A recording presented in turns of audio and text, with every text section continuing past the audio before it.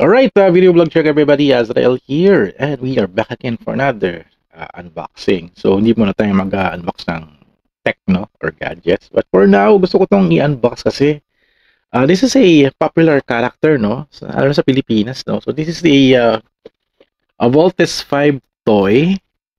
This is the Minix collectibles figurines. This is the Philippines exclusive na Minix toys na Voltes 5 and na-announce to nung March 2025 sa Toycon Summer Prelude in Okada. Na-announce doon yung about Minix toys pero hindi pa nila sinabi na magkakaroon ng Voltes 5. Pero nagbigay sila ng clues na magkakaroon daw ng Philippines exclusive na isang anime character na sikat sa Pilipinas. So obviously, it's Voltes 5. So eto siya. Nilabas ito sa Toycon nung June. It's a Philippine exclusive na limited to 5,000 pieces. So I got one from Toycon. So, maraming salamat Toycon for this. Binigyan nila ako ng copy. And yung Minix Toys pala is a Spain, based in Spain na company making collectible figurines. So ito yung itsura niya, no? Marami silang klaseng mga figurines, no? Like for example, mga Stranger Things, Squid Game, meron din silang yung Money Heist na characters, some popular characters ng mga WWE. Sa website nila, they have featured yung mga mga football players, soccer players, for example, na mga figurines, no? Kasi sa Spain is malaking sport ng football. At syempre, here in the Philippines, nag-launch sila ng Voltes 5, which is we're going to unbox it. At it says here is anime 120. Hindi ko alam kung bakit 120. No? Maybe pang 120th na anime character. At napakaganda ng kanilang packaging. They call it the window box. Kasi pwede mo siyang buksan, pwede mo siyang ibalik din yung toys kung di mo na siya gagamitin. For example, for your storage and collections. So, ang ganda ng design niya. It's a Philippine exclusive na figures, at original siya kasi there's a holographic logo ng Toycon to mark it as a exclusive in the Philippines, at meron din siyang holographic logo here. I think it's yung logo ni Voltes 5 dito na holographic. Ayan, yung square na yan to show it that is original. So nakalagay dito minixcollectibles.com. Hindi ko na mabasa. Licensed by Telesuccess. So it's a licensed by Telesuccess. Nakalagay dyan. So ayun. So made in China, Madrid, Espanya. Nakalagay dito yung kanilang company. Siyempre, these products are siyempre assembled and made in China. But company owned, based in Spain. So buksan na natin to. I really like the logo na ginamit nila. It's very classic. The Voltes 5 logo is very classic. At syempre, merong logo ni Toei at Telesuccess, which is sila yung may-ari niya. Telesuccess, the only company nag-license ng Voltes 5 ever since na pinalabas yun sa Pilipinas noong 1977 or 78. Yan. Kasi yung Voltes 5, nakilala ko lang siya, 80s na eh. Grade school ako noon eh. So after school, nood na kami ng TV. So ito, open na natin to, no? Para mapakita na natin yung Minix figure. So, sobrang pinagkaguluhan to ng Toycon actually. Pinagkaguluhan ito. At syempre, napansin ko na maraming mga toy collectors who are a fan of Voltes 5. Nakakatawa yung tsura niya, no? Actually, nung una tong pinoremote here, sabi it's posable. Pero hindi siya posable. Hindi siya posable. It's non-posable. Ganito lang siya. Naka-forma siyang gano'n. Parang I heard pa nga may rumor dapat daw may espada. May hawak daw siyang dapat na espada. Ewan ko baka dito or sa kabila. Kaso hindi na siya kasya sa box pag nilagyan ng espada. So I think the sword is, laser sword is naka-fix, no? I'm not sure.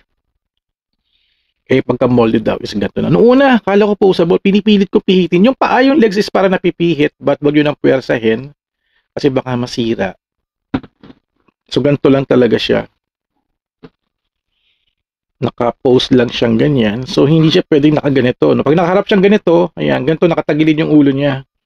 Kailangan posing niya pag ganito. Ayan. That's the Voltes 5 Minix figure for a close-up look. Ayan, kitang-kita nyo na. Ganda ng detail niya. Ang ganda na rin yung pagka-detail niya. Very cartoonish. It's really a robot. Sana gawin nila next time yung Deimos para mas masaya, no? May kalaban siya. Parang mas maganda, no? Parang yung Deimos naman is sa kabila nakaganto rin nakaposing para pwede mo silang pagtapatin. Super ganda, no? Super ganda. Super ganda. Yung nga lang, it's not posable. But it's a good addition for your Voltes 5 collection. Especially if you're starting a collection. You can start here kasi may mga lumalabas naman ng Voltes 5 na ano eh. Na tawag dito, SMP, Shogukan Modeling Project. Meron ako ditong isa na classic Voltes 5 pero di ko pa na-open. Maybe soon, unbox natin yon. Hindi pa ako ready mag-model kit kasi madami kong ginagawa. Kasi pag mag-model kit ka, kailangan mo talaga ng maraming time for that. Pero ngayon, figures na muna tayo. So, this is the Voltes 5 Minix Collectibles. Napakaganda, grabe. Nakikita nyo ba? Ayan. Focus. So, ito yung paa. Ayan. Lander. Ayan, lander. This is the Panzer. Tama ba? Panzer ba to? O, frigate pala. Frigate. Limutan ko na. At yung Cruiser 1, ito. Yung lander. Ano ba yung lander? Ito yung lander, di ba? Ano yun? Ito yung Panzer, yung dibdib. O, tama. Yun. Lilimutan ko na, grabe. Super iconic, super ganda.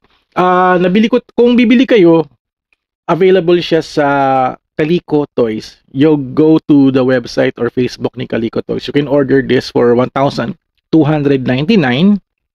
Yun yung SRP niya.